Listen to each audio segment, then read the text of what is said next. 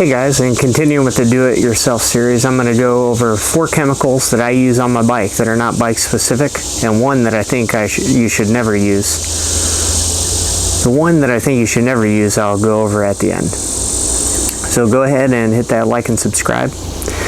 First off, I'll just give a little bit about my background, why I use these chemicals. So before I got into mountain biking, I also worked on cars, motorcycles, dirt bikes, four-wheelers, lawnmowers, you name it. So I had a plethora of chemicals.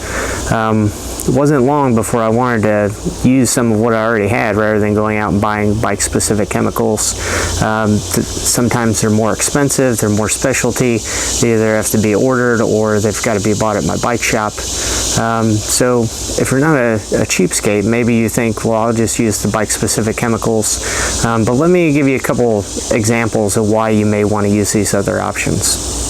So, as you know, most bike shops close at 5 o'clock. That's banker's hours. So if you're in the backcountry somewhere, if you're doing a ride, you know, maybe in West Virginia in the mountains somewhere, you might be 100 miles or more from the nearest bike shop.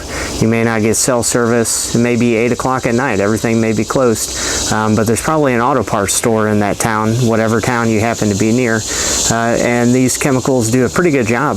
Sometimes I think do as good or better job than bike-specific components. They're readily available and accessible pretty much wherever you are. So first thing I'll go over here is actually full synthetic gear oil, SAE 7590. I use this to lube my chains on my bike.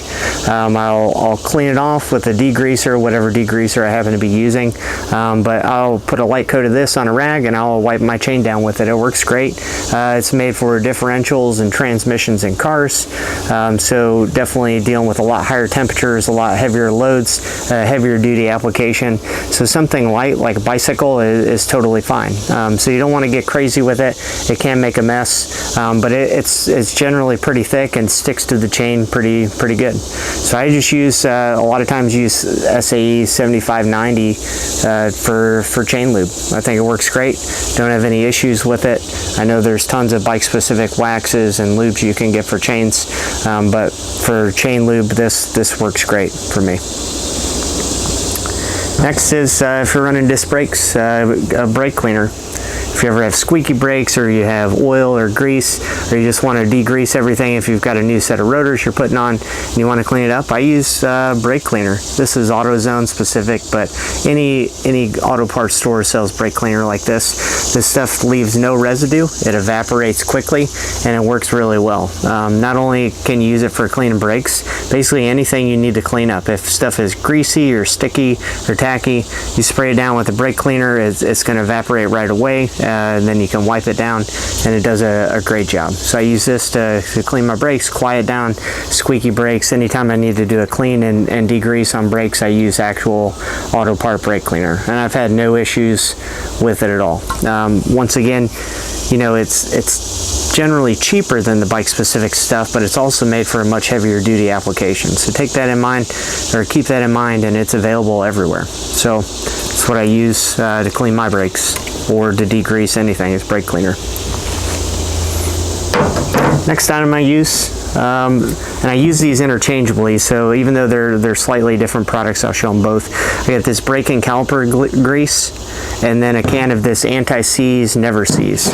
So these are basically thick grease in a tube like this. It stays on, it's waterproof. I use this on things like pedals, things where it threads together, but I want it to come apart when I take it apart next time. So on the threads of my pedals and anything else that I'm threading together on a bike, I'll put this on the threads and then put it together. If you live like where I do, in the Rust Belt, I ride all season, all year round, in salt and road salt and, you know, rain and snow, everything else. Stuff can get corroded, and when you try to take it apart, sometimes it can be difficult. But I put this on there and never have an issue with that. So the next chemical I use is when I have the opposite problem. So if you want bolts to not come apart rather than worry about them sticking together is some Loctite. I use Loctite 242. This is the red stuff. There's red, blue. The different colors are for different temperature ratings. On a bicycle, it doesn't really matter a whole lot, I don't think. Whatever I have, if you're worried about bolts rattling loose, so things on like your stem, anything that you're concerned may rattle loose, you put some of this on the threads and then tighten it down, and this will keep your bolts from coming loose. Threadlocker, this stuff's really cheap. You can find it at any auto parts store and can be a lifesaver. All right, so there's the 4 chemicals that I use on my bicycles that are not really bike specific. And then there's one I'm going to talk about that I think you should never use, which is actual .3 brake fluid for cars.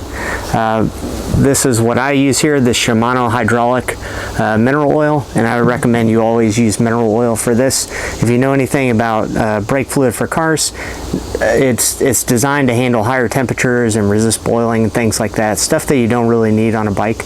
But it's also hygroscopic. It absorbs water over time and pulls in moisture. It's also very it ruins paint. It's not something you want to get on your hands. It can cause irritation if you get it on you, if you make a mess with it, and it can ruin the paint finish on your bike. So it's a very harsh chemical that if you don't need to use it, I would avoid using it. Bled brakes, you know that it can get messy, and it's much better to be working with something like mineral oil than to have a bunch of brake fluid, .3 brake fluid all over the place. So there's it. There's the 4 chemicals I use on my bicycle and one that I never use. Thanks for watching. See you guys next time.